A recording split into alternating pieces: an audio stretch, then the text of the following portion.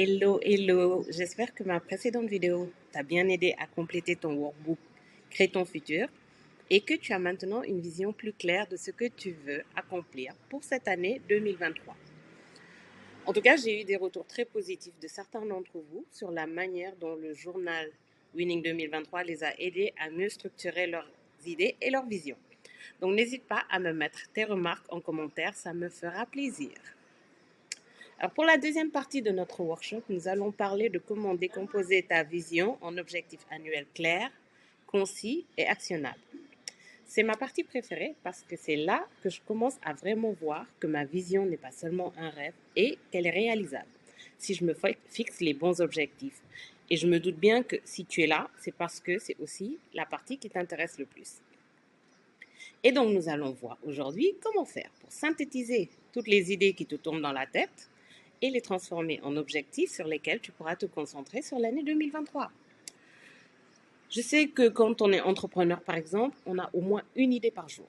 Et il est important de pouvoir déterminer justement quelles sont les idées qui valent la peine d'être poursuivies et qui vont te rapprocher de ta vision.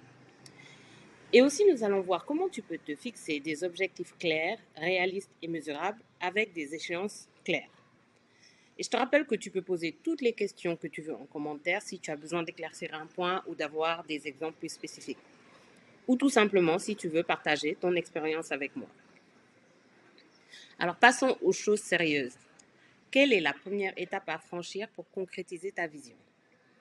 Après avoir regardé ma première vidéo, tu as rédigé ton énoncé de vision et tu as une idée beaucoup plus claire de ce que tu veux accomplir au cours des 5 prochaines années. Du coup, ton plan maintenant est de déterminer ce que tu dois faire au cours des 12 prochains mois, ce que tu dois mettre en œuvre pour te rapprocher de cette vision. Première étape, nous allons réduire ta vision en 3 priorités sur lesquelles tu vas te concentrer sur toute l'année prochaine.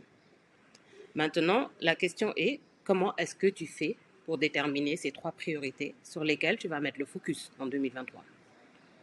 Ce que je fais généralement lorsqu'il s'agit de définir mes objectifs pour l'année à venir et savoir ce sur quoi je vais faire le focus justement, et que je te recommande d'ailleurs fortement, c'est que je commence toujours par évaluer différents domaines de ma vie.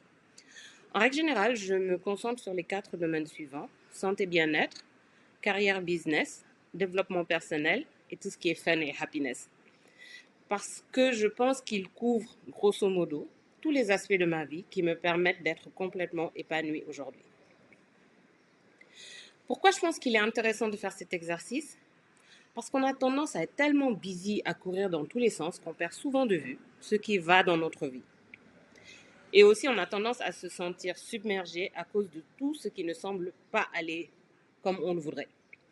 Alors, le fait de faire cet exercice régulièrement me permet de me recentrer, de voir comment va ma vie dans son ensemble, ce sur quoi je suis en train de m'améliorer et finalement, de déterminer les axes sur lesquels je vais me concentrer sur les semaines ou les mois à venir. Et tu peux toi aussi faire cet exercice en te posant 4 questions simples. Quels sont les domaines de ta vie où le facteur d'épanouissement est le plus élevé et ceux où il est le plus faible, c'est-à-dire les domaines où tu as le sentiment d'être au top et ceux où tu te sens vraiment à la ramasse. Deuxième question à te poser, sur quoi dois-tu te concentrer pour avoir une vie épanouie? Et du coup, en 3, quels sont les domaines sur lesquels tu choisis de te concentrer l'année prochaine? Et enfin, 4e question, tu vas affiner un peu plus en te demandant quels sont les domaines sur lesquels tu vas te concentrer au cours des 90 prochains jours, donc les 3 prochains mois. En résumé, ce que tu vas faire ici, c'est déterminer quels sont les domaines de ta vie sur lesquels tu vas commencer à travailler immédiatement pour créer ta vision. Et après avoir fait cet exercice et déterminé ce sur quoi tu veux te concentrer et quelles sont les orientations possibles, tu vas commencer à avoir une idée un peu plus claire de ce que seront tes trois priorités pour l'année à venir. Ce qui te permettra, dans l'étape 2, de définir tes objectifs annuels. C'est la partie la plus dure parce que, bon, évidemment, comme tout le monde, tu te dis, je dois définir mes objectifs, je dois les écrire et je ne sais même pas par où commencer. Ce que je recommande généralement, c'est d'avoir un objectif de carrière ou de business, Donc, si tu me suis régulièrement, tu sais que j'aime beaucoup parler de carrière et d'épanouissement professionnel. Et je me dis que, bon, bah, tu es là parce que sûrement tu as besoin de donner un coup de boost à ta carrière. En deux, je recommande d'avoir un objectif de revenu ou d'impact. Ça peut être l'un ou l'autre ou les deux. Si par exemple tu veux faire un focus sur tes revenus, ça sera peut-être de générer un chiffre d'affaires de X pour ton entreprise ou encore d'avoir des revenus plus réguliers si tu es en freelance ou juste d'avoir un salaire Y à une échéance donnée. Ton objectif peut aussi simplement être que tu veux impacter positivement plus de personnes. Aujourd'hui, par exemple, j'ai un objectif d'impact qui est d'accompagner 2000 personnes à lancer et finaliser leur projet de transformation professionnelle sur les 3 prochaines années. Ce qui est un objectif extrêmement motivant pour moi parce que j'ai le sentiment d'avoir pris un engagement vis-à-vis de ces 2000 personnes.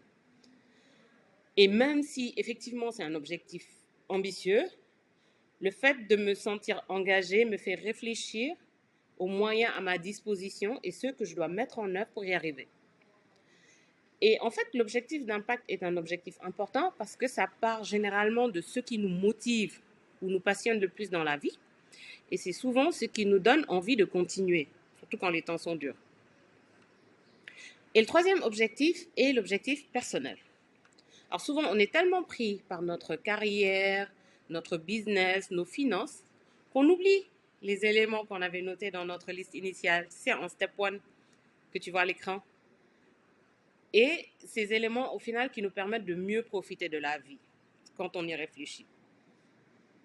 Donc, ton objectif personnel peut être n'importe quoi. Ça peut être, par exemple, de déménager dans une maison avec un jardin d'ici la fin de l'année. Ou encore de passer plus de temps avec tes enfants, d'apprendre un nouveau hobby, ça peut être n'importe quoi. Pense à quelque chose que tu as vraiment envie de faire depuis un moment et qui aura un impact positif sur ton bien-être global. Un point important, pense à identifier ton why pour chacun de tes objectifs. Tu dois à chaque fois déterminer pourquoi cet objectif est important à atteindre pour toi et quel changement cela va apporter dans ta vie. C'est vraiment ce qui va t'aider à continuer à avancer, même quand les choses ne sont pas simples. Et bien évidemment, tes objectifs doivent être définis de manière à ce que tu puisses avancer.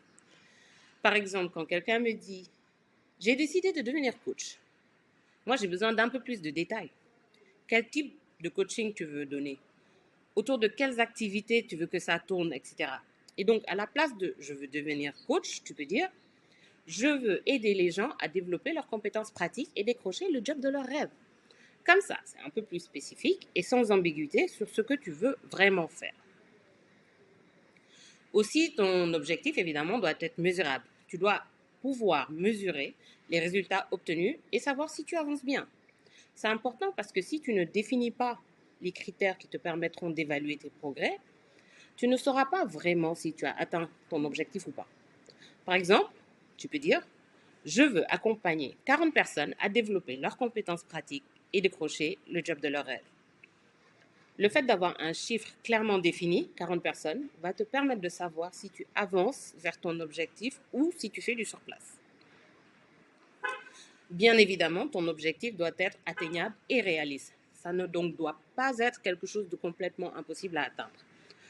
Après, il ne faut pas qu'il soit trop petit non plus. Il doit être quand même ambitieux parce que c'est ce qui va t'inspirer et te motiver à mettre en place des actions hors de ta zone de confort. Et enfin, tu as besoin que ton objectif soit défini dans le temps. Par exemple, tu vas dire « Je veux accompagner 40 personnes à développer leurs compétences pratiques et décrocher le job de leur rêve d'ici la fin de l'année 2023. Et je m'engage à accompagner 15 personnes par trimestre pour y arriver. » Le fait d'avoir une deadline va créer un sentiment d'urgence qui va te pousser à agir et c'est également ce qui va te permettre de savoir si tu avances bien ou si tu es en retard dans tes objectifs. Et, le cas échéant, de mettre en place les bonnes actions correctrices pour te remettre en track. Voilà, tu as tout ce qu'il te faut pour te fixer des objectifs annuels. Ce que je veux que tu fasses maintenant, c'est que tu identifies tout de suite 3 objectifs. Business, carrière, revenu ou impact et personnel, sur lesquels tu vas te concentrer au cours des 12 prochains mois. Et donc, je veux que tu les définisses et que tu les notes dans ton workbook tout de suite, là maintenant.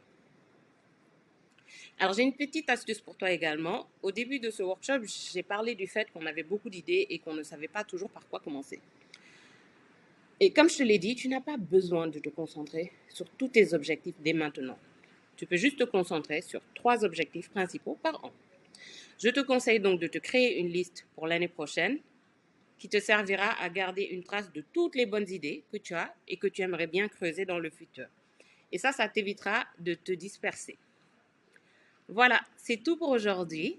Je te donne rendez-vous la semaine prochaine pour la 3e partie qui va te montrer comment élaborer ton plan trimestriel et diviser tes objectifs annuels en objectifs trimestriels et te mettre en action. Allez, à bientôt!